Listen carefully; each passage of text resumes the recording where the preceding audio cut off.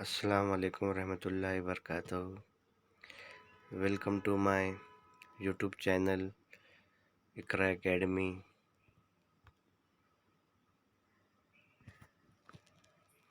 बच्चों, हमने 1.2 an encounter of special kind का पार्ट 1 और पार्ट 2 देखा था। जो लेसन था उसका एक्सप्लेनेशन देखा था। अभी इंशाल्लाह हम देखेंगे English workshop explain by Imran Bangalori. For more videos subscribe my YouTube channel Iqra Academy. ठीक है, अब यहाँ पर देखो सवाल नंबर 1 है। थोड़ा इसको जूम करता हूँ मैं।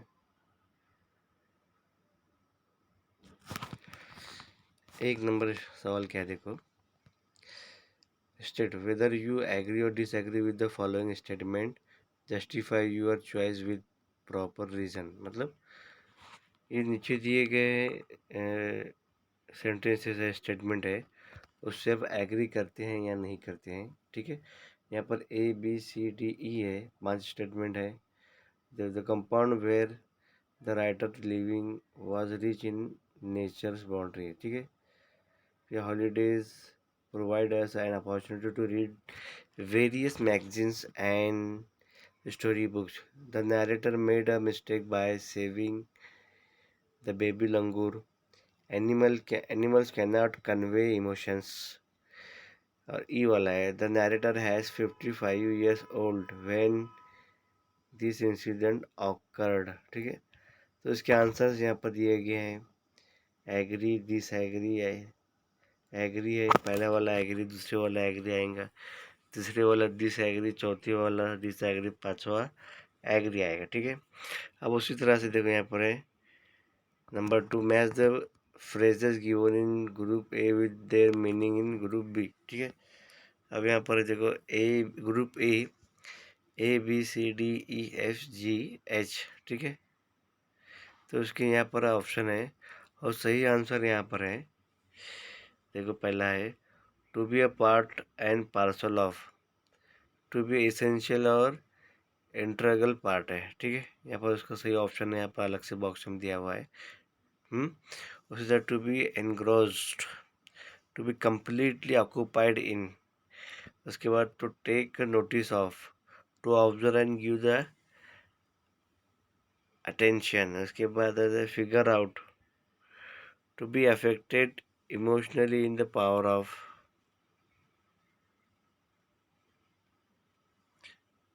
Powerful way. ठीक है, उसके बाद है टू पॉन्डर ओवर, तो उसके इसका ये आएगा to think about seriously, to be overwhelmed bye,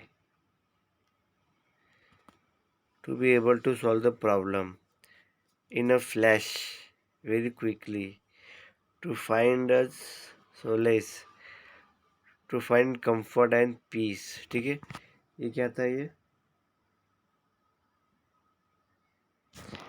सवाल नंबर 1, सवाल नंबर 2 था।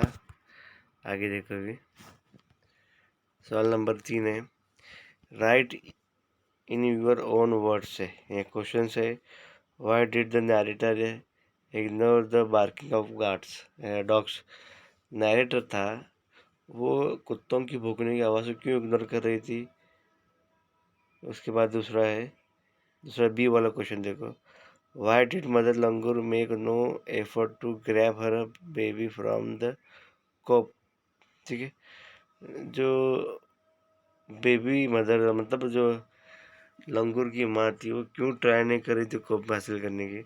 तो उसका आंसर भी दिया गया, देखो पहले वाले का है, the narrator thought that the pack of dogs as usual must have trapped an unfortunate pig, so he ignored the barking of dogs। ठीक है, उसके बाद दूसरा है, the mother langur did not make any effort to grab her baby, it was because she was completely sure that the rider was not doing any harm to her baby whenever he was doing so for the good of the, मतलब उसको यकीन था कि जो writer था वो उसको baby को कोई नुकसान नहीं पहुंचाएगा जिसकी वजह से वो बच्चे को हासिल करने की कोशिश नहीं कर रही थी। ये तीसरा था क्वेश्चन था ये। अब नंबर 4 है। नंबर 4 के यहाँ पर देखो, read the text carefully and arrange the occurrence of happening in the next in the text a sequential order.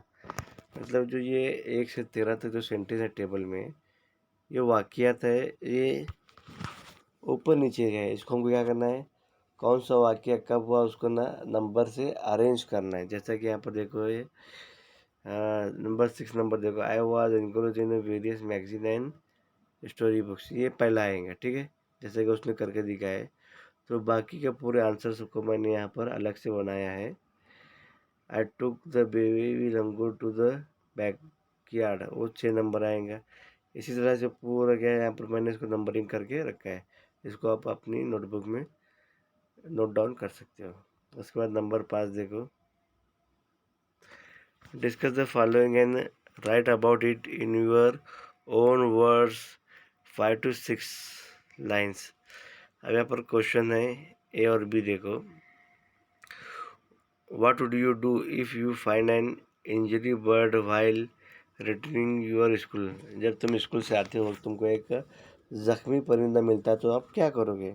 उसका आंसर है यहाँ पर देखो। Answer, if I found an injury animal I will pick it up tenderly and bring it to my home carefully.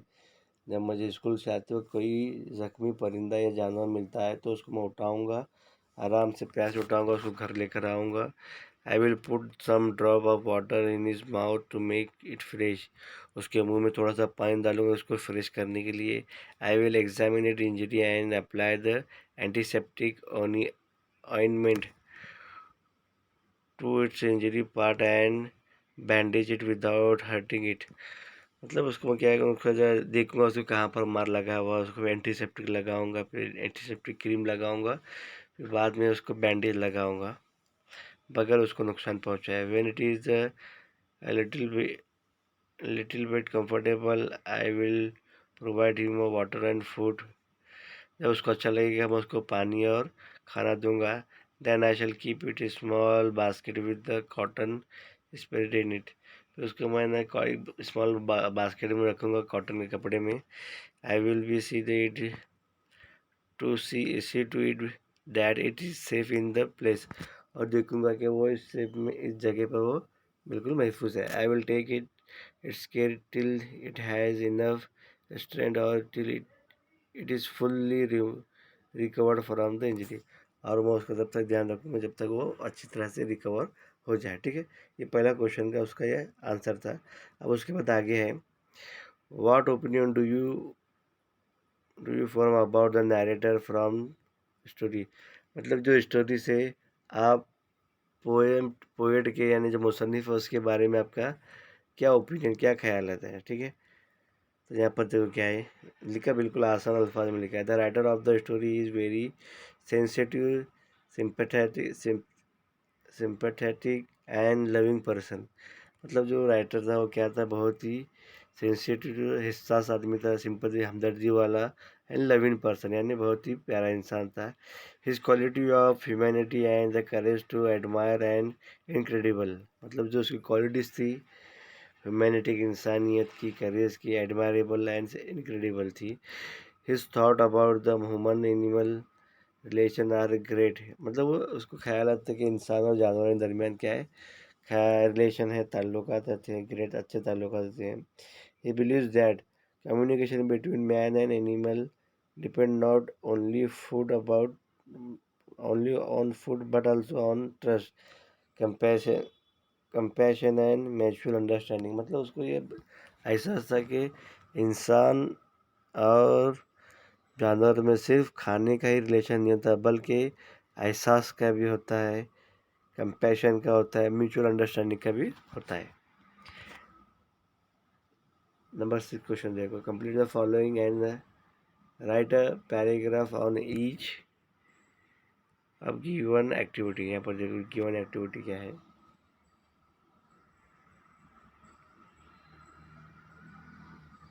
Mother child relationship, injury animal, ठीक है। तो यहाँ पर एक क्वेश्चन है, इसको यहाँ पर दिया गया है हाउ विल यू हेल्प, ये पूरे उसके ऑप्शन है देखो। मदर चाइल्ड रिलेशनशिप, ये भी यहाँ पर पूरे उसके ऑप्शन है, ठीक है। अच्छे से देखो समझो, फिर बाद में उसका ना पर पैराग्राफ लिखा हुआ है। पैराग्राफ मदर चाइल्ड रिलेशनशिप, पूरा अच्छे से पढ़ लो उसको। एक बार मैं पढ़ता हूँ देखो, बिल्कुल आसान इसमें लिखा हुआ है। The relationship between mother and child is very close and inspirable. Mother's love for a child essential, eternal. It is selfless. Her love and affection for her children are boundless and invaluable. She looks after them, nurses them, and studied hard for her children's upbringing and keeping them healthy. She teaches them their family culture, moral values. The child also loved its mother immensely. Mother guided, inspired, and encouraged her children throughout their life. How wonderful and pleasant relationship it is. ठीक है, यहाँ पर पूरा था ये relationship, ठीक है। फिर उसके बाद यहाँ पर था उसके पैराग्राफ भी लिखा हमने। उसके बाद दूसरा पैराग्राफ है इंजरी एनिमल के बारे में, ठीक है। ये भी अच्छे से पढ़ लो, समझ में आएगा बिल्कुल आसानी से, और नोट डाउन करना है। उसके बाद अगला है 7, work in pen make as many words as you can using letter in the words encounter. Encounter का इस्तेमाल करते हुए हमको ना तुम जितने अल्फाज चाहे उतने अल्फाज तुम बना सकते हो। क्वेश्चन नंबर 1 देखो, make smaller words minimum 3 letter and using the encounter note. यहाँ पर देखो बेटा,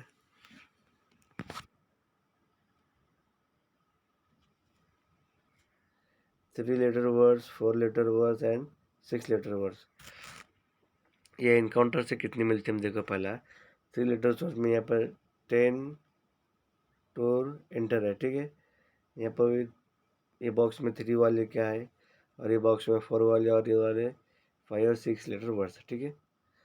आसान है बिल्कुल। इसके बाद देखो यहाँ पर क्वेश्चन नंबर 8 है, translation. Translate the following proverbs in English, ठीक है।